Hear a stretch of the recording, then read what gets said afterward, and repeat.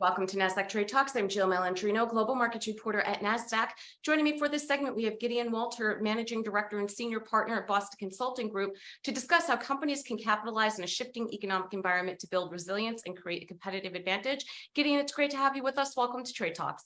Thank you for having me, Jill. You got it. BCG recently released a global survey of CEOs about their outlook and priorities. What did stand out to you as some of the key takeaways from the report? So a couple of things. I think, first of all, in a period of shifting economic uncertainty, there's a lot of reconsideration of the kind of positioning vis-a-vis their investments in both growth as well as the cost bases that they maintain moving forward.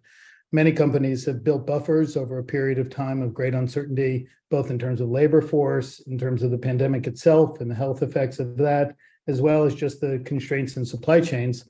And now they're looking at those buffers and they're saying, how much do I need to maintain in order to have resilience moving forward? What does the growth outlook look like? Where should I be investing? And perhaps where should I be disinvesting? And so many companies, something like 80% of companies, are actually looking at these questions today.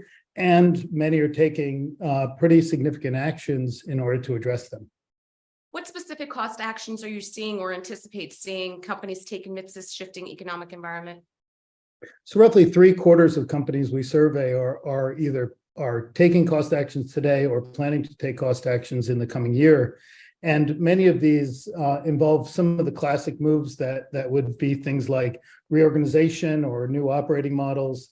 Some involve more operational efforts around indirect procurement, so non-direct costs, direct costs, so managing their COGS, managing their manufacturing costs, managing their input costs to adjust to inflation.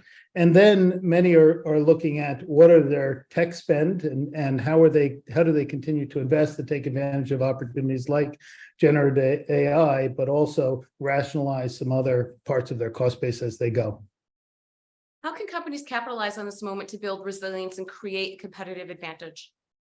So I think there are a few things. I think, first of all, we strongly believe that when you take cost out of a business, you should also be building capability. And so you should have a real design intent about what your end state is going to look like. So if you design an organization, don't simply peanut butter a target to that entire organization, but actually be quite focused on what is the capability you want to maintain in the future, and how do you start to take costs out of parts of the business that maybe are either redundant or perceived as heavier or perhaps not as core to what you would want to create in the future.